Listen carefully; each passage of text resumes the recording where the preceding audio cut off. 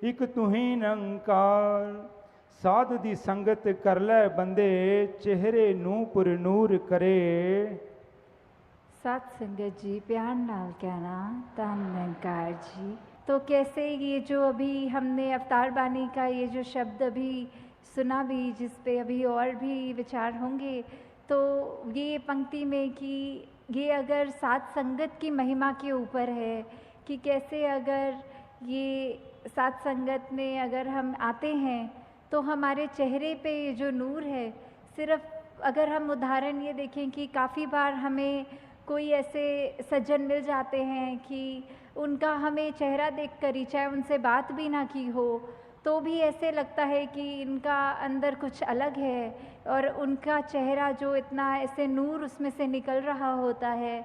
तो वो जो है बात की कैसे सात संगत की ही महिमा है कि किस तरह अगर हम संगत आते हैं, जो सारे यहाँ ये अमोलक वचन सुनने को मिलते हैं, तो वो जब हम अपने जीवन में उतारते हैं वो एक एक शब्द को एक एक कर्म में ढालते हुए, तो अपने आप वो जो मन में चैन आता है, ये चेहरे पे एक सहज भाव होने की वजह से एक ये जो नूर आता है कि हर पल ये जो आनंद की अवस्था होती है उसको प्राप्त कर लेते हैं।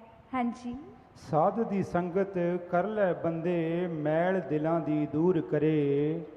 तो यही जो सात संगत में हमारी सिखलाई होती है, हमारे को सिखाते हैं कि मन में हमें किसी के लिए भी एक ऐसे भाव नहीं रखने जो पहले तो हमारे ही मन को दूषित करेंगे, और बाद में जो हम भाव रखते हैं दूसरे के लिए तो उस तक भी पहुंचने पर वो इतना उसका इम्पैक्ट जो होता है कि अपना मन तो गंदा किया ही, उसको वो शब्द भी कड़वे बोले और आगे उसको भी वो जो सुनने वाला है आगे व्यक्ति, उसके ऊपर भी वो जो उसके मन को बाद में ठेस पहुंचेगी।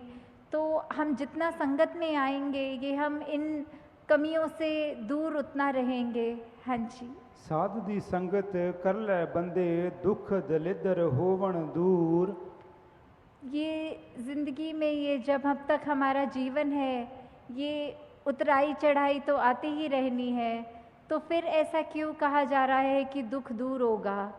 ये सिर्फ इसलिए कि ये जब हमें ब्रह्म ज्ञान मिल जाता है, हमें अपना असली पहचान अपनी समझ आ जाती है, ये प्रभु परमात्मा निरंकार हमारे चारों ओर है, ये एहसास हर पल जब रहता है, तो उसके बाद हम जब मान लेते हैं कि ये निरंकार पूरा है, इसका किया सब पूरा है, तो अगर ये हमारी जहाँ ज़िंदगी है, चाहे हमारे मटीरियलिस्टिक रूप में या स्वस्थ रूप में या कोई भी ऐसी चीज़ जो हमें उस समय लग रही हो कि हमारे ये अनुकूल नहीं है, तो भी इसमें भी उस सिचुएशन के अंदर भी हमें ये पता है कि तेरा किया सब पूरा है, तो उस समय यही भाव होते हैं कि चाहे ये सिचुएशंस हमारे अकॉर्डिंग नहीं है, पर ये निरंकार की दी गई घड़ियां हैं, ये सिचुएशंस हैं, तो ये भी बिल्कुल ही ठीक हैं, क्योंकि जो निरंकार ने दिया है सब उसमें शुक्राना भाव, वो जैसा भी सिचुएशन है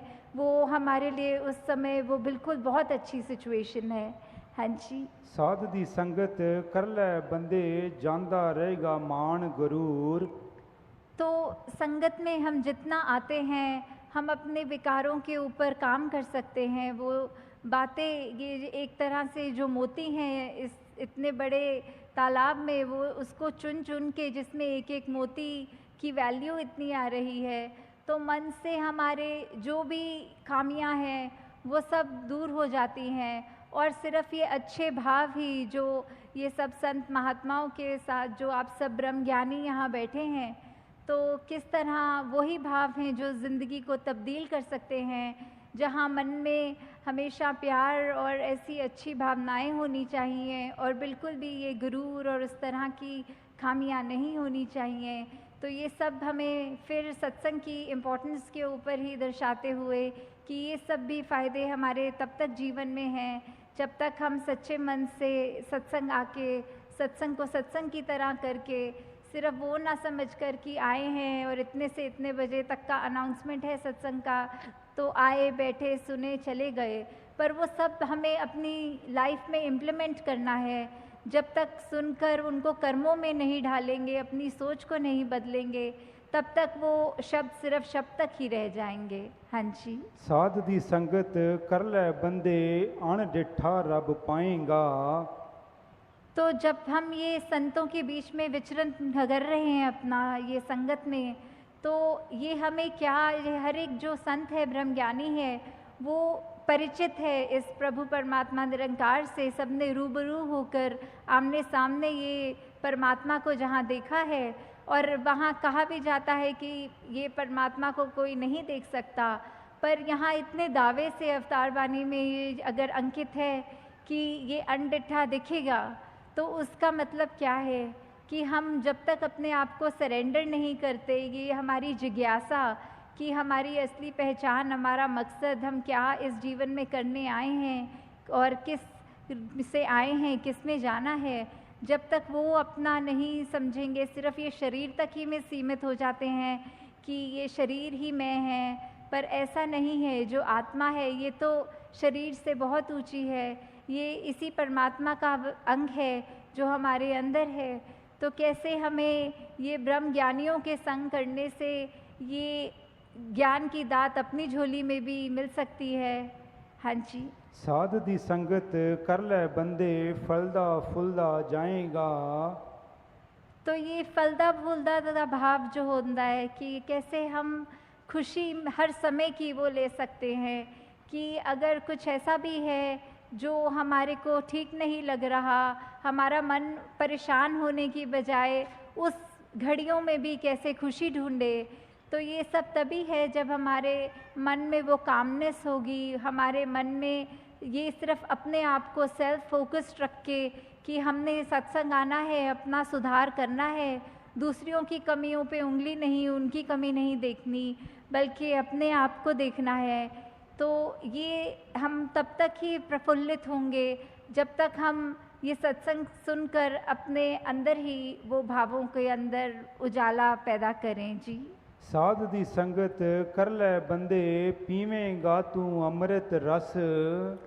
तो सत्संग में हर कोई बोल जो भी बोला जाता है वो अमृत के समान होता है कि कैसे ये जो अमृत है इतनी कीमती, ये ऐसा वो उसको सिग्निफिकेंस तो अमृत का हमेशा एक होली वाटर जल की तरह लिया जाता है, पर संतों के वचन इतने कीमती हैं कि उनकी वैल्यू भी उसी के समान की है कि अगर जैसे बोला जाता है कि अमृत ले लिया तो हमेशा के लिए अमर हो गए, तो वैसे ही संतों के वचनों को अगर हमने अपने मन से सुना, सिर्फ कानों से नहीं, तो ये मन हमेशा एक खुश रहेगा, हमारी अंदर आत्मा वो अमृत रूप का ये रस लेकर हमेशा के लिए ही कायम दायम रहेगी। जी। साध दी संगत कर ले बंदे हो जान पंजे तेरे वस। तो ये पंजे, ये पांच वो जो हम सुनते हैं कि ये इंद्रियां होती हैं, काम क्रोध मोह लोभ अहंकार, तो ये पांच हमारे ऊपर कैसे कभी कभी हावी हो जाती हैं। किसी ने अगर कुछ कह दिया, थोड़ा सा भी तारीफ कर दी, तो वो मन में अहंकार आ जाता है। कभी तो उस एक्सटेंट तक भी आ जाता है कि वो इतना सूक्ष्म होता है, हमें पता तक नहीं लगता कि कैसे हमारे अंदर किसी की तारीफ ना भी करे हुए हमें अपना गुण कोई खुद ही अगर रियलाइज़ हो जाता है, तो वो हमारे जैसे बोलते हैं सर पे चढ़ जाती है बात कि कैसे वो धीरे धीरे वो हमारा अहंकार का रूप ले लेता है। वैसे ही अगर किसी ने कुछ अगर बोल दिया जो हमें पसंद नहीं आई बात, तो हमारा मन कैसे क्रोधित हो जाता है। ऐसे ही ये बाकी भी जो जिक्र हुआ पांचों का, तो कैसे हमारे मन में ये अगर हम पर हावी हो रही हैं, तो हमारा बिल्कुल उसमें क्या योगदान, ये जो हमारे अंदर चेतना है हम उसको कितनी इस्तेमाल कर रहे हैं। जैसे उदाहरण के तौर पे अगर कोई बोलते हैं कि जंगली घोड़ा जो बेलगाम है वो इधर उधर भाग रहा है, पर जब उसमें लगाम लगाकर एक एडजस्ट किया जाता है अपने हाथों से, घोड़सवार उस पर चढ़कर फिर वो किसी भी डायरेक्शन में उस घोड़े को ले जा सकता है। तो वैसे ही हमने अंदर ये चाहे कितने इमोशंस हैं ये हम फील करते हैं, पर हमने इन इमोशंस के वश में नहीं होना, इन इमोशंस को अपने कंट्रोल में रखना है। तो दातार कृपा करे सभी पर कि चाहे ये जो भी तन मन धन सब परमात्मा का ही है और वो उसी काम आए, दूसरी नेगेटिव काम किसी ना आए। तो इन्हीं शब्दों से दासी आप सबसे आज्ञा लेगी। साथ संगत जी प्यार से कहना धन्यवाद जी। तेरी ओट सहारा तेरा तन मन घोल घुमा कहे अवतार तेरे ही दाता दिन राई गुणगान कहे अवतार तेरे दाता दिन राती गुणगान। एक तू ही निरंकार, एक तू ही निरंकार, तू ही निरंकार, एक तू ही निरंकार। मैं सदा भुलनहार, मैं सदा भुलनहार, तू है दाता बख्शनहार, तू है दाता बख्शनहार। मेरे अवगुण नाचिता, मेरे अवगुण नाचिता, तू ही निरंकार, एक तू ही निरंकार, तू ही निरंकार, एक तू ही निरंकार। तेरा रूप है संसार, तेरा रूप है संसार, सबका भला करो करतार, सबका भला करो करतार।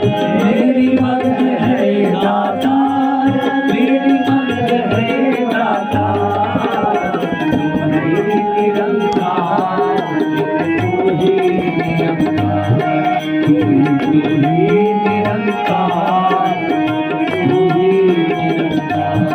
मेरा डोले नाथ बार मेरा डोले नाथ बार, बख्शो सरदा भक्ति प्यार, बख्शो सरदा भक्ति प्यार। कराम संता दा सत्कार, कराम संता दा सत्कार। तू ही निरंकार, तू ही निरंकार, तू ही निरंकार, तू ही निरंकार, तू ही निरंकार, तू ही निरंकार। सत्संगत जी प्यार से कहना धन्यवाद।